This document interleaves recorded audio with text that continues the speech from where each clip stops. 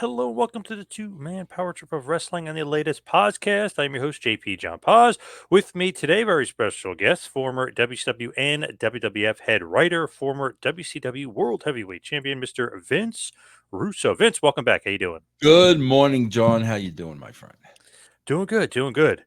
Seems like the wrestling world, we were just kind of briefly talking about it. I don't know, it just gets crazier and crazier. For some reason, Twitter has become, or X, whatever it's called, has become a nice I don't know, battleground, if you will, for WWF versus AEW, but there's really not a real competition, as Eric Bischoff likes to say. It's not really a head-to-head competition going on. Yeah, I mean, it never was. Man, it's not. It will never be a competition until these two shows are head to head, and that will probably never happen. So you're comparing apples to oranges, bro.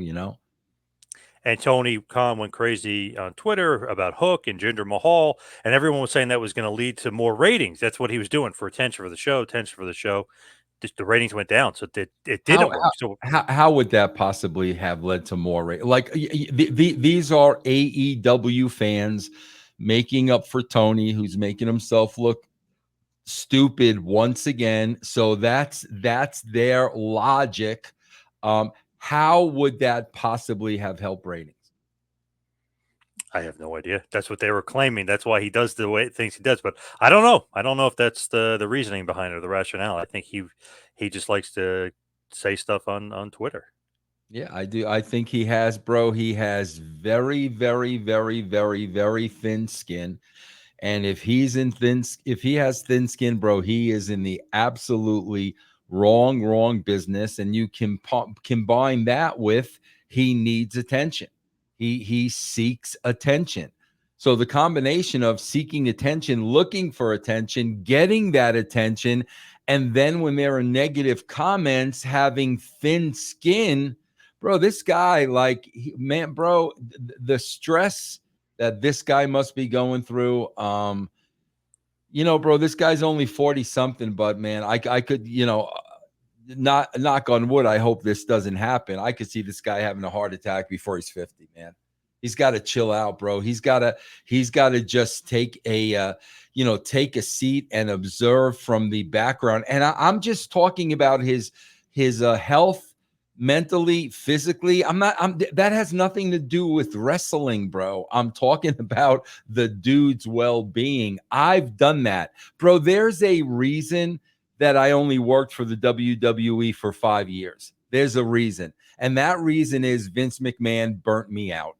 After 5 years, bro, mentally, physically, spiritually, emotionally, I was done. That's why I only wanted to sign a 2-year contract with WCW, because I needed to make a little bit more money.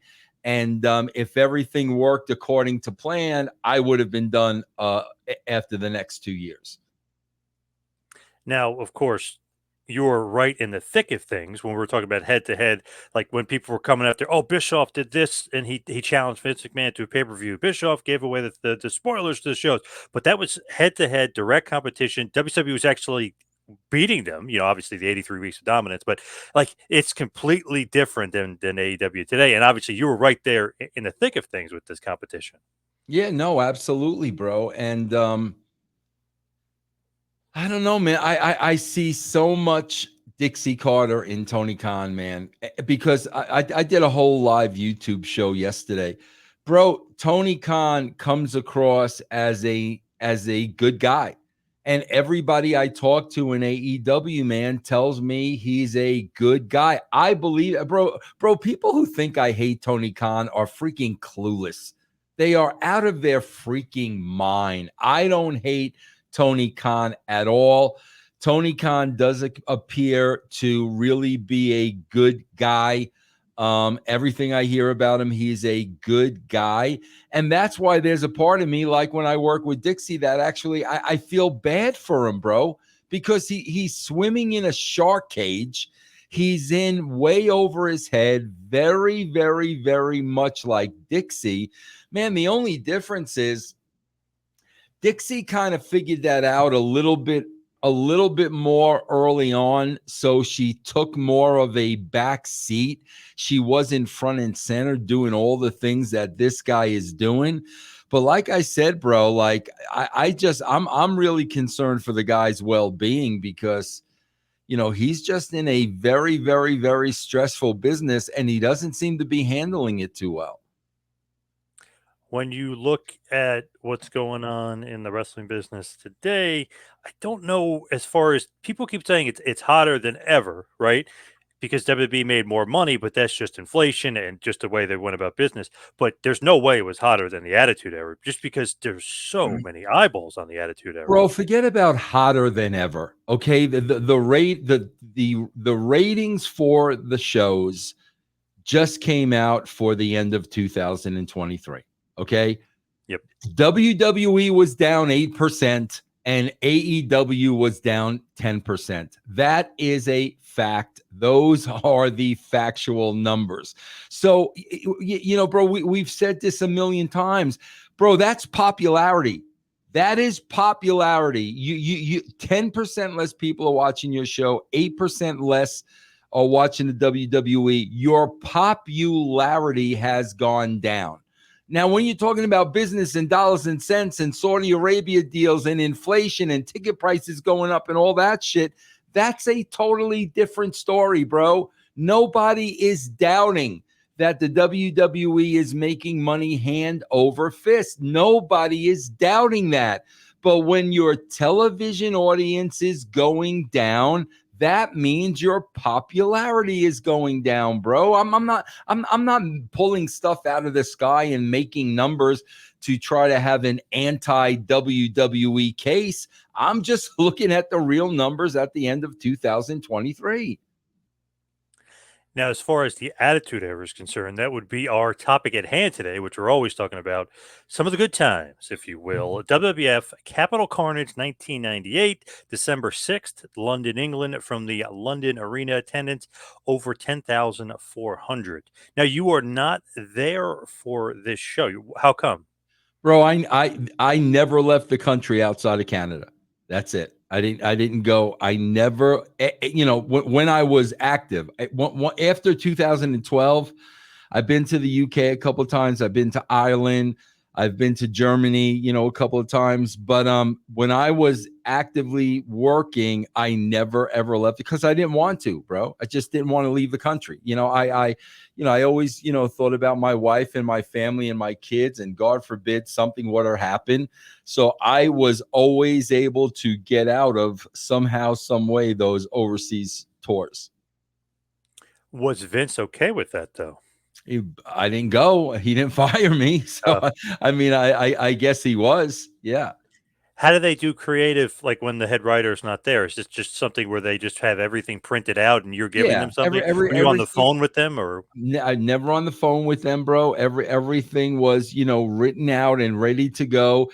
It was really treated more or less like a standalone pay-per-view. It was really treated that way. It really didn't have all the bells and whistles that a pay-per-view in the States would have had. It was more of a wrestling event.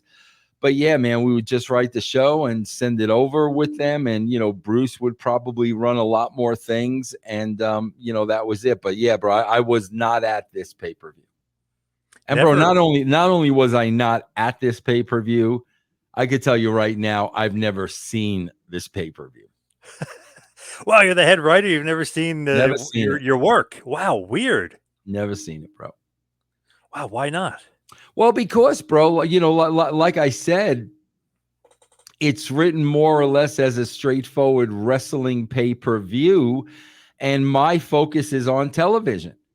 So, this really wasn't going to have any impact or anything to do what was going on with television other than keep the storylines running through. So it really wasn't important for me to watch. So this show to me was pretty good, but it has two things that stand out above everything else. The first thing is Jim Ross suffers his second bout of Bell's palsy on air. Did Wow. you hear about this, or did like is everybody made aware of this or no? I don't know, bro. Like, this is the first time I'm hearing this. I mean, I know he had a second bout of Bell's palsy. I did not realize it was on the air during a pay-per-view. I swear, bro, this is like the first time I'm even hearing this. Yeah, scary stuff for sure. I mean, just Did he do the whole show? yeah, yep. Wow, But that's pretty cool. crazy, man. Yeah, but crazy that happened. Just Yeah, insane. Poor poor Jr. I mean, just yeah, nuts. But it's still going today. So I mean, yeah, didn't hold him back, and he does end up returning for WrestleMania 15 for the main event too. So it's one of those things where, man, scary stuff is going yeah. on. Absolutely, bro. Absolutely. Could be a lot of, like you said, stress related from Vince Oh, burning it out and it could overworking you. definitely be, bro. I got to tell you, he probably, man. When I was there, I would say JR probably had more stress than anybody else. Really? Yeah, absolutely. I think that's a fair statement to make. Bro, you know, the ratings were up. So I never had any stress. You know what I'm saying, man? As long as the number were up, Vince was cool with me. Kevin Dunn wasn't going to have any stress. He had been there forever. If anybody was ever going to have any stress, it would have probably been JR with, signings and money and guaranteed contracts and injuries and stuff like that. He probably had more stress than anyone else. Now, as far as this show is concerned, we'll get into the other. Um, oh, yeah, I guess we'll just mention now, but we'll get into it during the match. But Jacqueline has a wardrobe malfunction, if you will. Oh That my was the God. other big Okay. thing that came out of this one. Yeah. So but we'll talk about that when the match happens. But that was like the two big things that came out of the pay per view. Oddly enough, not like Steve Austin retains the title, or wins his match, or Rock retains the title. It was more about those two things, kind of, which Yeah. is odd for the Attitude Era, like that Austin or the Rock wasn't like the focus. Yeah, yeah. Like I said, man, this was much like, I hate to say it, but this was much like the shows that Tony Khan put on. Like I said, bro, we're in the UK, so we're not going to do anything that's really, really going to affect television. So you're just going to have long wrestling matches. I mean, that's really what this was.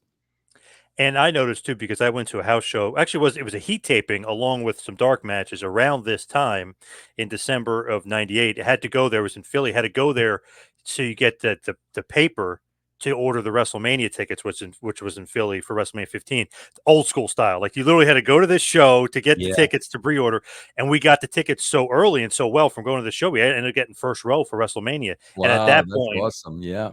Oh, it was awesome, and at that point, it's $400 for front row tickets. Now, forget about it. $400 gets you crappy seats for WrestleMania. But so we had to do that. But I noticed a lot of the matches that were on that dark matches, they're happening on the shows.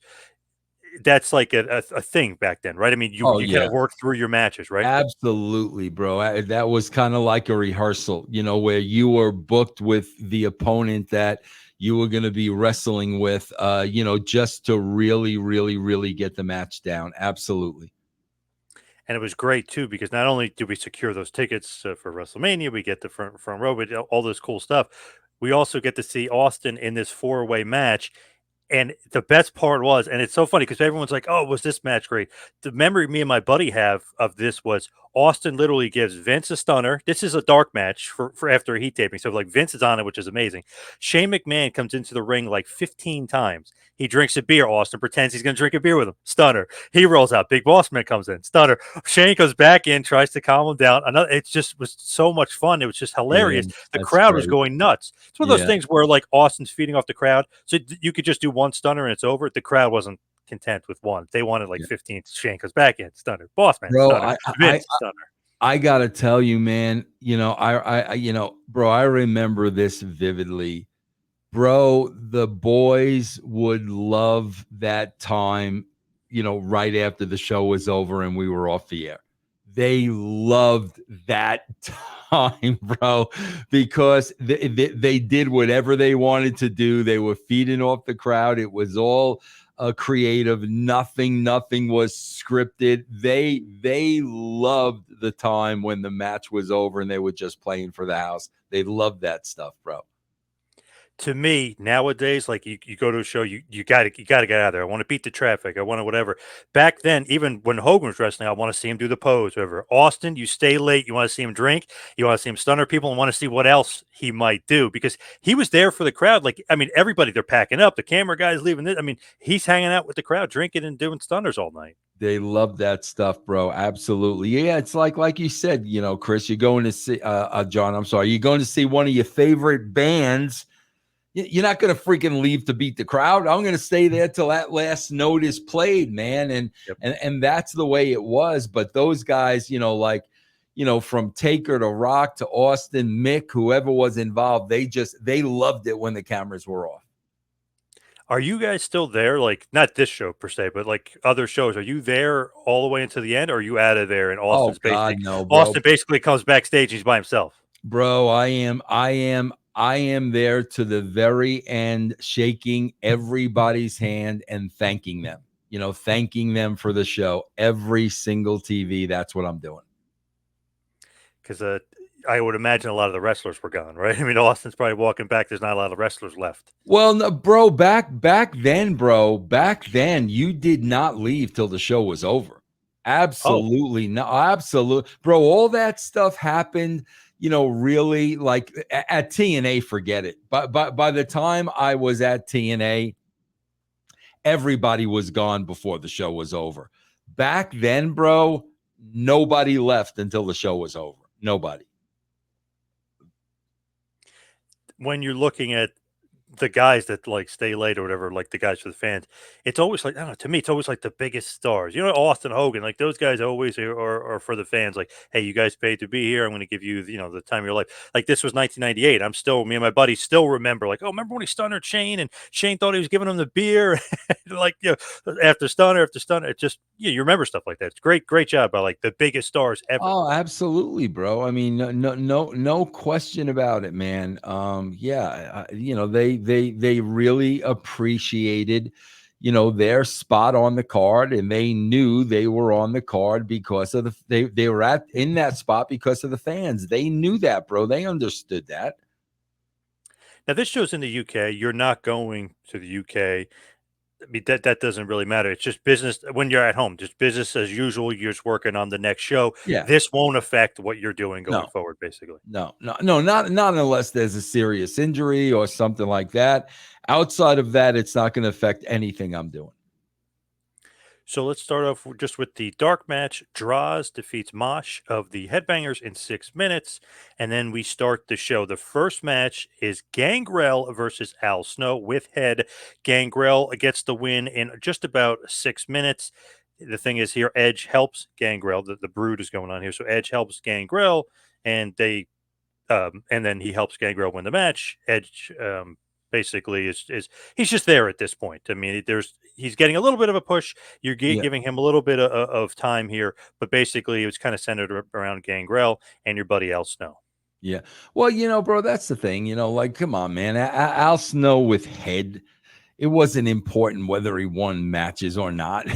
I mean, even if he lost to Gangrel, he's going to get over at the end of the match with Head. And, that's how we always looked at Al, man. He was just he was so freaking entertaining, bro, that it really wasn't about one-loss records with Al. It was just really about him going out and doing what he did. And the best thing he did was entertain the crowd. I can't believe he's kayfabing you on all this OVW stuff. OVW is bro. going national. They're signing Mickey James, and he's not even telling you. Wait till I get him. Wait till I just had a show with him yesterday morning when that Mickey news broke, and he didn't tell me anything about it. He's done with me, bro. Wow. The thing is, too, with OVW, I mean, you got new investors, right?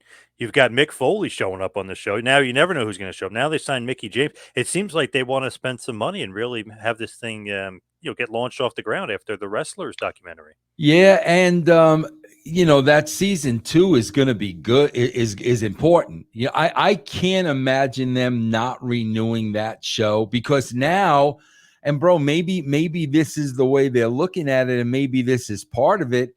You got Mickey James involved now. I mean, how do you not want to see that on the show? You know what I'm saying? So like, that's a very good move. Even an investor coming in.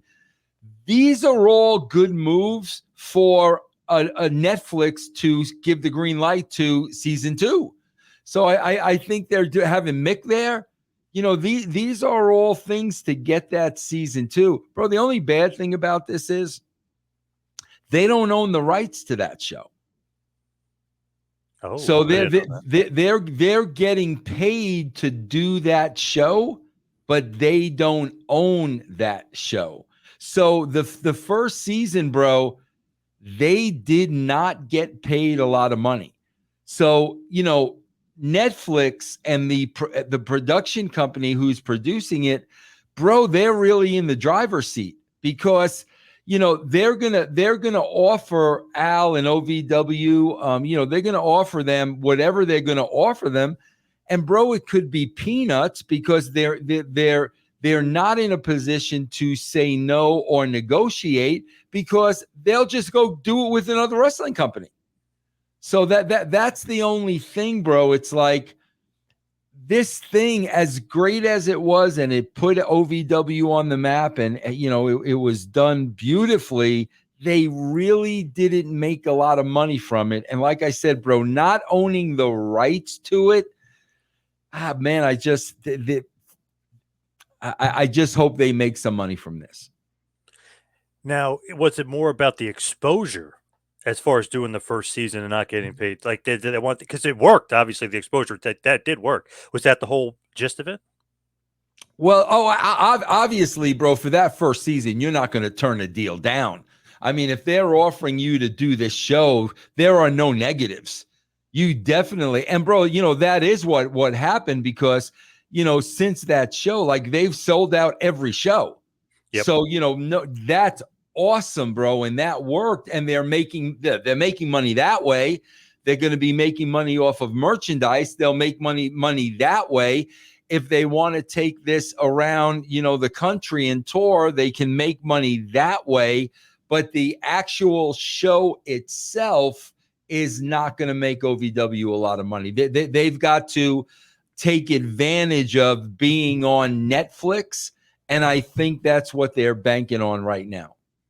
I was talking to somebody at OVW. They said they opened up Davis Arena a little bit so there's more seating, and it's still sold out. So that's a good sign. But you want to go tour, right? I mean, you don't want to just sit at Davis Arena all the time. You want to go outside and go national. Absolutely, man. Absolutely, bro. Yeah. But I mean, it would be nice for them to get some guarantees off of the Netflix show where it's not just given season 2 the green light. We're going to do season 2, 3, and 4. You know, I mean, that would be really, really, really nice. But they've done a really, really good job of taking advantage of the opportunity. You know, again, you know, compare that to AEW. Have they done a great job with getting TBS and TNT behind them? You know, not really. But, you know, again, bro, OVW is in this because they have to make money. And that's what they're trying to do. I just, you know, when you look at AEW, I just don't think Tony's trying to make money. I mean, that I think that's the difference between the two companies. Would you ever want to be a writer for OVW? Like if Al said, I need help with creative. Bro, I'm only like, bro, I'm a consulting guy at this point in my career. And I'll be honest with you, John. Bro, I hear from, you know, wrestlers in the WWE who I've never worked with, who I've never met, DM me, and they shoot me stuff, and we talk creative, and I try to help them with ideas and characters, and I do all of that for free. I am definitely, bro, open to consulting for anybody. But at this point, bro, leaving my house and getting back in that grind, I don't see myself, John, ever in the rest of my life getting on a plane for pro wrestling. I don't ever see that happening. If God forbid, bro, something happened with my business and I had to, that would be a different story. But, you know, thankfully, bro, that hasn't been the case in the last 10 years. And with Al kayfabing you all the time, there's no chance. He's got no shot now. Yeah, all right. Absolutely not. Absolutely not. Yeah. What's his problem? Jeez, Yeah. come on, Yeah. Al. Next matchup, the Headbangers, Mosh and Thrasher. So Mosh is back out there defeating LOD of Animal and Draws in about 3 minutes and 30 seconds. Now, bro, I swear to God, this is the difference. This is the difference between the WWE, a major, the number one wrestling company in the world, and AEW. Bro, because they were going overseas and because it is so expensive to go overseas, what are they doing, bro? They're having Mosh work twice. That's why he's working twice, bro, Yeah. because they're saving on sending another talent over there because of the trans. And So Draws working twice too, because he's part of LOD in this match, not Hawk. there Yeah. you go. So that shows you right there that even back then, in the height of the Attitude Era, when it came down to business, they were still very, very conscious of the way they were spending money, which is great. So Headbangers get the win here over LOD. It's Animal and Draws, but there's some dissension. Animal's kind of doing good 1-on-2. Draws gets himself in the match. He screws it up. He ends up getting the pin via the schoolboy. So Mosh gets the win back for that dark match. Mosh pins Draws and gets the win here. Animal and Draws start brawling a little bit, and they have to be broken up from this fight and kind of go their separate ways. But basically, LOD loses thanks to Draws, and Draws takes the pinfall. Yeah. Yeah, bro, this whole LOD thing was just really tough with what was going on with Hawk. And bro, like I said to you, I was talking about JR a couple of minutes ago. Bro, they knew more of what was going on than I did. You know what I mean? Like, bro, I would not have been aware of these specifics. You know what I'm saying? Like if Hawk showed up to a house show, on the influence of something, or Hawk missed a flight to, I would not be privy to any of these things.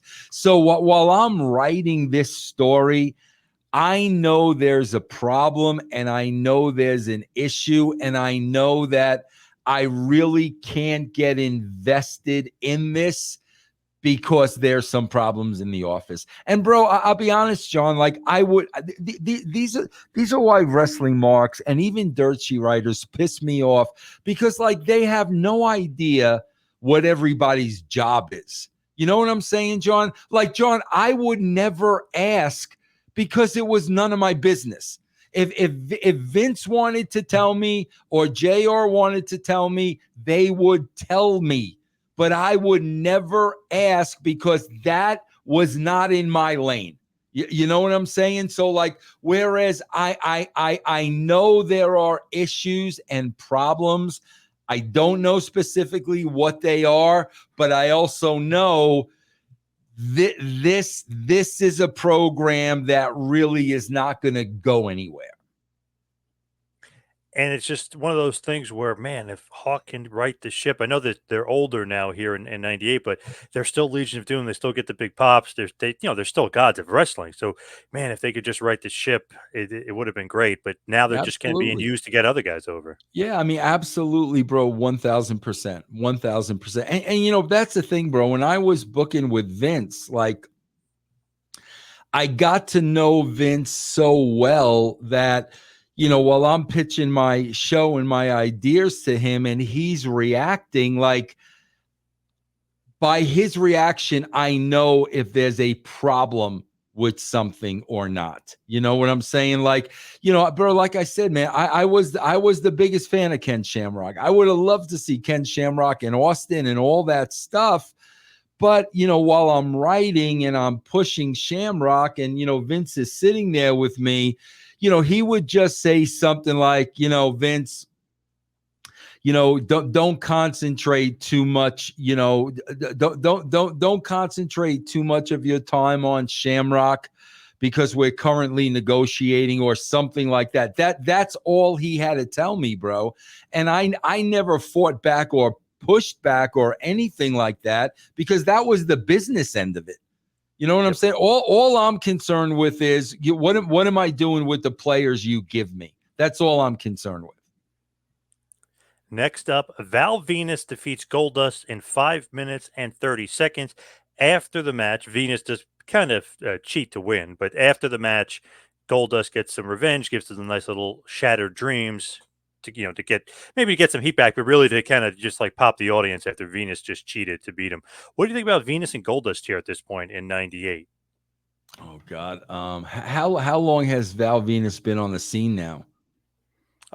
Quite a while, bunch of What months now. Yeah, what character is Dustin in at this time? The original Goldust? yeah, he's doing the Goldust. Yep. But it's probably watered down a little bit. Is he still with Marlena, or are they No, separated at this no, point? nope, Yeah, separate. He's Bayface. He kind of is like finding himself again as yeah, Goldust, like that kind of thing. yeah. Like he was Goldust, he lost a while, and he became Dustin, then he's back to Goldust, kind of trying to find himself again.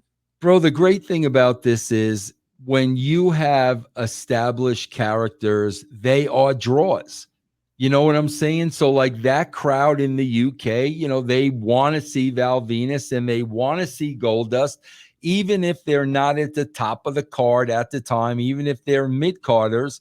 When you have characters that are over, you have fans that are going to want to see them, especially in the UK, because they don't get many shows there. I swear, bro, it's so funny because when I'm watching the WWE and guys come on my screen like Cody Rhodes and LA Knight and people like this, bro, I'm always Seth Rollins, perfect. Those three are perfect examples. Okay, so take LA Knight, Cody Rhodes, and Seth Rollins. Every time they come on my television screen, I am asking myself this question: why do I like them? Why am I a fan of theirs? Why do I want them to go over? And the reason why I'm asking that question, bro, is there's no emotional tie. There is no emotional tie to me and any of those three wrestlers because there's no dimensions to those three wrestlers. All three of those wrestlers are wrestlers. That's what they are. And, here's the biggest part of their character. Cody's song, Seth's song, and LA Knight's catchphrase. Like that basically is the meat of what we have to determine whether or not we are going to cheer for them. And that's my problem with wrestling today, bro. As all these wrestlers come on my screen, I ask the question, why am I a fan of his? What, give me one reason why I like this guy. And it gets harder and harder to answer every week, bro. As far as the current crop, I don't know about it, equaling the guys of the Attitude. Like you said, like Val Venus and Goldust, when you think of Attitude Era, people, they think of those guys. They love those Right. guys. They love those characters. They love those era. They get so into them. I mean, they were getting huge pops back in the day. I mean, whew, talking about popularity of guys on the mid card or upper mid card. Right. Those guys they're kind of, I mean, huge stars back in the day. Yeah. Yep. Absolutely. Yeah. Maybe a guy that's not so much for huge stars back in the day. Tiger Ali Singh is up next. He Yeah. defeats Edge. He cheats. He defeats Edge in 3 minutes. Edge does get some measure of event after the match and beats up Singh. But what's up with Tiger Ali Singh here That's beating Edge in 3 minutes? Bro, that's all office. That's they've got to deal with the old man, and either they're trying to get over in India. That's what that is all about. 1,000%. And bro, at the end of the day, whether it was Vince or JR, I'm sure it was Vince. They couldn't get along with the old man. And unfortunately, Tiger Ali Singh, who had a lot of talent, looked like a star, was a big guy, had charisma. The fact that Vince could not get along with his old man, That's where everything fell apart. But this was 100% either they were trying to get in that market, either the old man was telling them, you know, I could pull strings over here, this, that, or the other thing. That was like 1000% political. To me, it's funny. Years later, I understand, like, okay, Tiger Jeet Singh was a huge star, gigantic star in Japan, very big international star. But then in the States, you're like, I don't know if he holds much water. Like, and then you see Tiger Ali Singh, they're trying to piggyback over Tiger Jeet Singh. And you're like, I don't know if this is quite working because, like, do they really have the cachet in the USA? But like you said, they're definitely trying to go after some international business with them. Yep. That's what it was all about. And bro, Tiger Ali Singh did have charisma, man. He was a good bro, very much like a Jinder Mahal. I mean, very, very much, you know, this guy, you know, looked like a wrestler and he could speak very well and he was very good looking and articulate and coming out in the suits, you know. I mean, he had it all. And bro, honestly, it's really unfortunate for him that his old man kind of got in the way and it really wind up hurting him. So I have to mention this. Maybe another big thing that came out of the show. Vince McMahon had a speech at Oxford, of all places. Do you remember this? Wow. Well, Did I you ever think hear I about this? Do you do. remember this? I think I do, bro. Wow, that's huge. Yeah. Yeah, pretty cool. He Yeah. gets the old speech at Oxford. They also announced that since Big Boss Man is going to be the special guest enforcer for the main event, and they're going to put Gerald Briscoe as a special guest referee, then the actor and famous Vinnie Jones will now be added to the fray as the special guest ring enforcer. Do you remember Vinnie Jones? Who is who? I have no idea who Vinnie Jones is, bro. He's a famous British actor. He's been Oh, in. is he really? I'm trying to think what movies he's been in. Wow. He was a footballer, if you will, as well. But he was Lock, Stock, and Two Smoking Barrels. Gone in 60 Seconds. He was It in wasn't a black belt Jones, was it? No. I don't know who that is, bro. I don't know who that is. Oh, bro, what were you telling me to watch? Oh, Murder at the End of the World. Okay, I didn't like I to haven't finish. watched I that didn't yet. like to finish, but it a good show. But Bro, yes. I'll tell you what I did watch though, bro. I had not watched any of these, bro. Did you watch Denzel as the Equalizer? No, never seen it. Nope. Oh my, watch that, bro. Do you like? Are you a John Wick guy? Yes, good movies. Watch the Equalizer, bro. Like I just found out about. There's 3 Equalizers. I just found out about it, bro. Watch those. I love those type of movies. Yeah. Oh, Denzel is like, oh my god, bro. You'll love it. You'll love it, bro. Great Phenomenal. actor. Great Yeah. actor. Oh Yeah. god, forget about it, bro. Forget it. Yeah. I actually shockingly just watched True Romance for the first time with Oh Christian Slater. wow. What a movie. Oh my God. That's an oldie but goodie. Yeah. James Gandolfini, didn't realize he's in it. He's like a bit character. So like you look at Yeah. the cast, might be like the best cast ever. Brad Pitt is like a nothing Yeah. in that, but he's in it, which is crazy. Gandolfini, Christopher Walken, Dennis Hopper, Yeah. Christian Slater, Yeah. Rosanna Arquette. What a cast. Yeah. Awesome Yeah. movie. That's a great movie. Yeah. Yeah. Just throw this out there as well.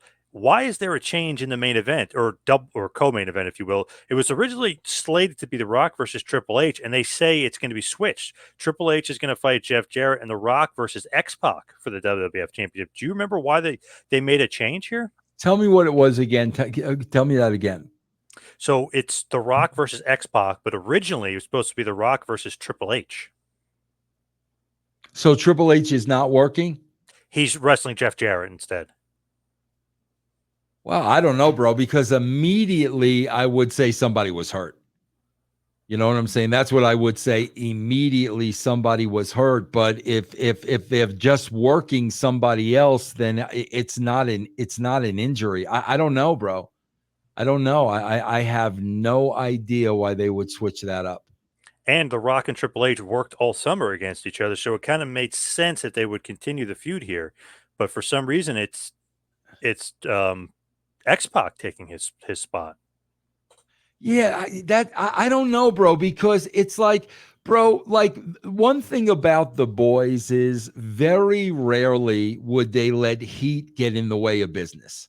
You know what I'm saying, bro? If there was heat backstage or they were mad at each other for something, those guys in particular would never get in the way of business. So I can't see anybody saying, you know, that there's a problem between The Rock and Triple H, and Triple H don't want to work with them. I don't see that happening, because that's not how they were. So I don't know, bro. That's real interesting, man. Somebody needs to ask JR that question, because I don't know. Next up, and here's what we were talking about before with Jacqueline, Christian and Sable defeated Jacqueline and Mark Merrow in a mixed tag team match, and they get the win in about 5 minutes. The big thing here is TKO by Sable gets the win. Jackie, after the match, is so mad that she lost. He goes to beat up Tim White, goes to beat up the referee. Jacqueline is now kind of on Tim White's shoulders, like trying to fight. And of course, Sable just rips off her clothes and she's topless. Then she jumps down and everyone can see everything. She covers herself up and then runs to the back. Oh my God, bro. Not edited out in the USA, by the way. I definitely have never ever seen that. Bro, listen, man. See, bro, this is where like, you know, where people want to, you know, if they want to get you, bro. When I worked with the females that I worked with, bro, a lot, I'm not going to say a lot of them, I'm going to say all of them were very, very proud of their bodies. And bro, I got to tell you, man, the discipline these women had with not only finding the gym to work out in, but, you know, bro, the diet on the road, they were so disciplined and took such proper care of their bodies, you know, that when they went out there, they wanted people to notice that they had a physique just like the guys do. So like when something like this happens, it's like, I know in my mind, Jacqueline has no problem with this. Bro, Sable had no problem with the handprints. Like, bro, these were athletes, bro, that spent so much time working on their bodies that, you know, it was no different than, you know, the Ultimate Warrior going out there and people saying, holy shit. So that's why when I hear that spot, and who knows how it was presented to Jackie, who knows if Jackie herself, you know, brought it up, but it doesn't surprise me at all. Jackie had an unbelievable body, and bro, not only that, like Jackie would kick your ass. Like Jackie was the real deal, bro. Now, this is definitely planned out. This is not an accident, right? I mean, did you write that? Who wrote that in? No, I have no idea, bro. I wasn't there, so I have no idea how that came about. It's one of those things where you read online like, oh, it was an accident. Clearly was not an accident. And obviously it was on purpose. Fit in perfectly with the Attitude Era, though. Like absolutely. The shock TV, if you will. Yeah. And this is an English pay-per-view. You could probably maybe get away with a little bit more. Probably. I would think that's the case. Yeah. So then the next matchup, Ken Shamrock, who's the Intercontinental Champion, with the Big Boss Man, defeated Steve Blackman by submission in about 7 minutes. Bossman does help Shamrock a bit here. They're both part of the corporation here. So a little bit of a heel cheating here to go over Blackman. Do you see anything like out of Blackman that would say like, oh, maybe he could have been Intercontinental Champion, or maybe he should beat Shamrock, or no, like that's exactly how it could go down. Just keep the title on Shamrock and keep moving him forward as a heel. You know, bro, again, man, you know, like we all, you know, bro, we all have gifts, and we all have weaknesses, bro. You know, there's no doubt about that. And that's the deal, bro. It's like, you know, see, bro, like I always look at this as like a three-headed monster, because all at the same time we had Shamrock, we had Blackman, and we had Dan Severn. Okay, we had all three of those guys at the same time that were very, very similar. Okay, why Shamrock ran away from the pack was he had the other half of it, bro. You could give Shamrock a microphone, and Shamrock was tremendous on the mic. The other two weren't. It's that simple. So when you have all three of these guys on a card at the same time, Shamrock is just going to be head and shoulders above them because he's got the mic skills and the other two just don't. And the charisma off the charts too from Yeah, Shamrock. absolutely. Bro, I say to this day, man, and I mean this, bro. Ken Shamrock was the most believable wrestler I ever saw in my life. Where when I watched him, I believed everything was real. More than anybody else I ever worked with. I believe it because damn it, it was sometimes. Yeah, the intensity, bro. Him, Just yeah. that intensity level. Nobody had that, bro. I mean, he was phenomenal, man. Oh yeah, he was definitely a one of a kind guy. Now, the next matchup, Triple H with China defeated Jeff Jarrett with Deborah in 7 minutes. Deborah tries to cheat for Jarrett here. China is cheating for Triple H. Basically, Jarrett tries to use a chair. China takes a chair away. He turns around and boom, he's getting a pedigree and the loss. So Triple H does go over in 7 minutes over Jarrett here. Just weird he didn't get the main event against The Rock. Triple H. Yeah. Yep. And that went to X-Pac. Yes. Yeah. Yep. I don't know, bro, unless it could have been an injury thing because I could see if Triple H is a little bit injured. Okay. First of all, they know one thing. They're not going to be able to deliver the main event they want. Okay. If Triple H is supposed to wrestle Rock and Triple H is favoring an injury or something, they're not going to get the main event they want. Number two, working with Jeff Jarrett compared to The Rock, Jeff Jarrett, no doubt about it, much more of a seasoned veteran than The Rock. He's going to protect Triple H more. Plus, bro, you've got the women. So that's going to protect Triple H more. That China's going to get involved in. You know, there's a little bit more bells and whistles. So if I had to guess, bro, I would say that Triple H was not at 100%, and that's why they made the switch. Next match up, you have the New Age Outlaws, Billy Gunn and Road Dogg defending their tag team championship against D'Lo Brown and Mark Henry. The Outlaws get the win in 12 minutes and 30 seconds. Nothing great, nothing really to write home about here. Kind of a little bit of a screw up, I guess you could say, in the finish with Billy Gunn. Kind of going for a weird kind of pile driver move, but he does pin D'Lo Brown, and the Outlaws get the win. Maybe a bit predictable here that they're getting the win over the nation. Yeah, I would think so. Bro, what do you think about a Road Dogg stating that he's a better sports entertainer than MJF? I don't know. He cracks me up sometimes because he said that he was better than Bret Hart. So, like, immediately I'm like, oh, my God. Sports entertainer or all around? I don't know. See, that I got to go back and listen. I thought he was saying all around, and I was going to say, are you kidding? Are you kidding me? I can't see him saying he's probably meant sports entertainment because he admitted he's not as good of a wrestler as MJF. So obviously Bret is a million times better than MJF. So I guess by default, yeah. But I don't know. The Bret Hart thing just kind of threw me for a loop. It's like, oh, it's one of the biggest stars of all time. But bro, he was a great sports entertainer, bro. Like anybody who doubts that are out of there. All that stuff, bro, all those promos, everything he said, that was all him, bro. He was a great sports entertainer.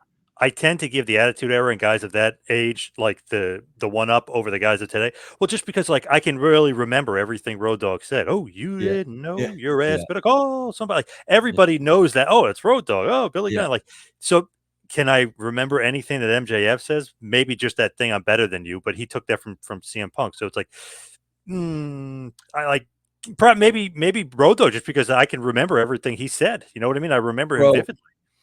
You want to see how great the Road Dogg really was, bro. And nobody ever talks about this, but I remember, bro, I was there and it would pop me every single freaking night. Go back and watch when he was Jeff Jarrett's roadie. And he didn't speak. He didn't speak, bro. So everything was all facial and action of what he did and everything. You go back, he was like a mime almost, bro.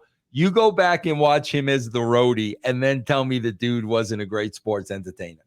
He was like, remember who was mimicking the Miz? Oh, Damien Sandow. It was like that, bro. Like where Sandow didn't say a word and he was Yeah. stealing the show. Bro, Road Dogg stole the show as the roadie, bro. He's awesome. I love the road though, just for the fact that like even his punches, like there's something about it, like a Yeah, guy yeah, throws a punch, you don't really get into it, but for he does that weird thing with his show. I mean, you kind of I don't know, you kind of do get into his stuff a lot more. yeah, Even though yeah, not necessarily great in the ring like Brad, his brother, but he had something. He definitely had yeah. charisma out the yin yang, and bigger dude than you would expect too. Oh, very big dude. Yes, absolutely. Yep. So I don't know. I might have to take him over MJF right now. Maybe at the end of his career, MJF can prove me wrong. But right now, I might have to agree with Road Dogg. Yeah, yeah. Yeah, I don't, bro. It's tough because I don't watch AEW, therefore I really can't comment on it. You know what I'm saying? But yeah, I'm never going to take anything away from him as a sports entertainer. So as far as the co-main event is concerned, WWF Championship match, The Rock defending the title against X-Pac with China and with Triple H. The Rock ends up getting the win via disqualification in 12 minutes and 30 seconds because of DX interfering. Shamrock and the corporation, they're trying to interfere, but the referee basically is seeing too much of the DX interference, and The Rock gets the win. How come The Rock isn't just going over X-Pac here 1, 2, 3? Yeah, bro, I don't know, man, because again, guys, I know I'm saying a lot of I don't knows for this show because I wasn't there. And the fact that this was a straightforward, really wrestling show, they're making decisions the day of. I mean, I might have booked this and laid out all the matches and stuff like that, but they could be over there changing stuff at the last minute, and I have no idea what's going on because it's really not important or pertinent to what I'm doing. Yeah, it's very interesting because The Rock is kind of in the middle of a feud with Mankind, so to speak, as far as TV is concerned, and then he doesn't get the win over X-Pac here. To me, I would have just had him go over X-Pac because, you're not really hurting anybody. It wouldn't hurt him to take the loss, and it wouldn't hurt The Rock just to get a win here, but he only wins by DQ. Yeah, I have no idea, bro. I wish I could answer that. Weird booking, I would say, on that one. Yeah, So yeah. so then we have the main event of the evening, a fatal four-way with Gerald Briscoe as the special referee. Like I said, Big Boss Man is supposed to be the special guest enforcer, but like I said, the actor Vinny Jones is going to, get involved and be a part of this match. So it's Stone Cold versus Kane versus Mankind versus The Undertaker, who has Paul Bearer on his side again, as The Undertaker is full-fledged heel again. Steve Austin gets the win, pinning Kane with the stunner in this four-way. The match goes 16 minutes. Pretty good match. To me, probably the best match of the night, maybe the most fun match of the night. But there's a lot of stuff going on, a lot of interference, a lot of Gerald Briscoe getting beat up. Pat Patterson's even out there as a special guest timekeeper. Shane McMahon's out there as the ring announcer. A lot of stuff going on, maybe Yeah. too much stuff going on right now, Yeah. but Austin does get the win. Yeah, that's what you would call, Pat Patterson gaga, just the gaga. And again, bro, you're going to get this because this is a straightforward wrestling show. That's what this is. This is a pay-per-view where we're highlighting the wrestling and not really telling too much story. So yeah, bro, you're gonna get a lot of run-ins and DQs and all that kind of stuff. That does not surprise me at all. With this, it is fun. It is, but it is a lot going on as far as just like you got Austin, you got Kane, Mankind, Boss Man, Undertaker, Paul Bearer, Shane McMahon, Pat Briscoe, excuse me, Pat Patterson, Jerry Briscoe. A lot of guys out there. It just seems like you said, there's almost too much going on. Yeah, no, it's probably overbooked, bro. But again, you got to understand they're in the UK. I don't know when we're going back to the UK. So the thought is to give them everything. And if you overbook and give them too much, it's okay. You want everybody to go home happy because you don't know when you're going to go back there next. And when you do go back there next, you want them to remember this show. So that's why the day of, it's probably getting overbooked a little bit. And I forgot to mention, of course, Vinny Jones is back, back out there again, and Earl Hebner's getting involved physically. So it's quite a cluster going Yeah. on for the main event. But the crowd loves it, and it's a lot of fun. And of course, Austin gets to win. That's the most important part, right? They go home happy. Yeah, absolutely, 1000%. Yes. That's kind of like the ideal thing, right? I mean, to have the big baby face go home happy. Yeah, but bro, End the show. that's the problem. That's one of the main problems with the WWE today. And like I said, bro, I've come to the concrete conclusion. At this point, the WWE are just content providers. They don't care about ratings. They don't care about numbers. They care about creating content. That is one of the reasons, bro, why they are looking to go on these streaming services, because if they go on a streaming service, ratings go away. There's no more conversations about ratings. Just I flat money. said years ago, the day is going to come when you're going to be paying to see Raw. I said that years ago. And that is the problem today, bro, because now, since they are just content creators, we're just watching house shows on TV. That's all we're seeing. That these are house shows. These are not stories. These are not characters. These are, the baby face up at the end. Everybody goes home happy. And, there's no cliffhanger. There's no reason to watch the following week.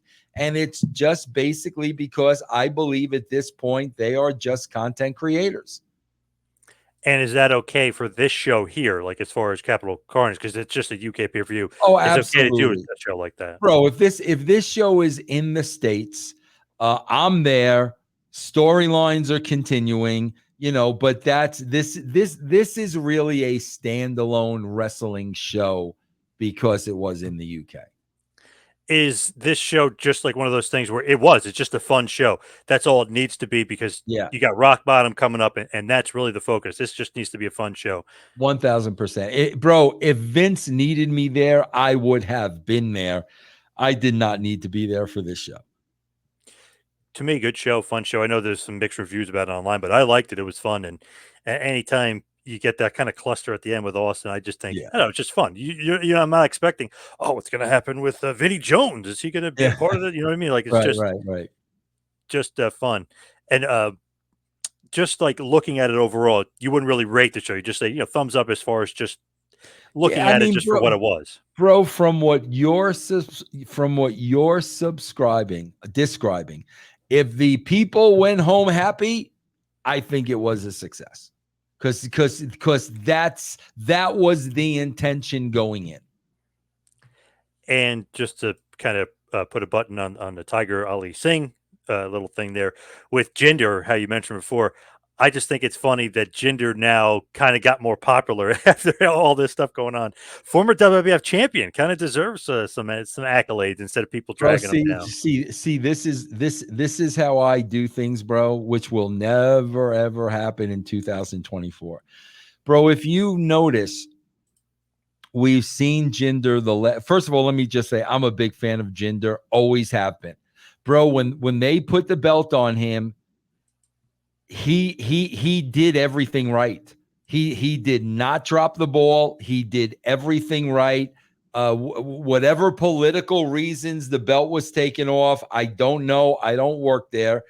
But to me, bro, if you notice, the last 2 weeks, we've just seen Jinder by himself.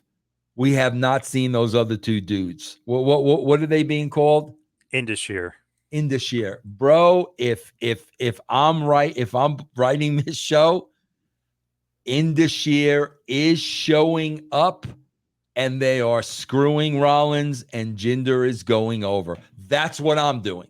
What I'm doing, especially with everything that's happened like in the past week. because it makes sense, bro. They set the table to do it by not seeing Indashir the last 2 weeks. If all of a sudden these guys show up out of nowhere and now it's a 3-on-1, holy crap. Now, bro, if that doesn't work, you can easily put the belt back on Rollins or somebody else. But man, bro, like Seth Rollins does not need a belt at this point. He's got his song that everybody sings along to. But that's what I would do, bro. But never in a million years would they ever do that. He's the hot hand right now, right? He's getting a lot of attention, Jinder. Yeah, that's what I'm saying. Take advantage of it, bro. Yes. And everything I hear about that dude, John, like he's like the greatest guy in the locker room, man. Like he's like everything I hear about him, man. He is a pro, a great guy. Everybody likes him, and you know that's just what I would do. Hey, even The Rock said that he looked jacked, so I thought that was funny, right? He does look like $1 million, Jinder. If you know when you look at him with his gear on, he looks like $1 million.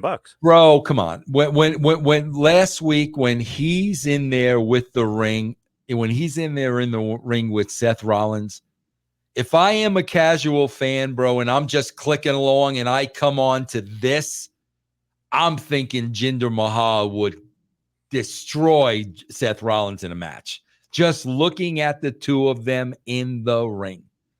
He looks great, bro. He looks. Yep. I don't, bro. I know. He probably got the tag of being injury prone.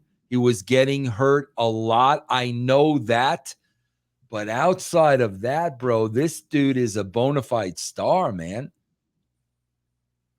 All right, let's wrap this bad boy up. You can follow me on Twitter and Instagram at 2Man Power Trip. Vince, what do you got going on? Yeah, I just want to tell everybody, man, if you've never been a subscriber to our Patreon, you can go there right now and sign up for a free week of Russo's brand. Just go to patreon.com/Russo TWC. All right. Thank you, everybody, for tuning in. We'll see you right back here next time. Have a good one, folks.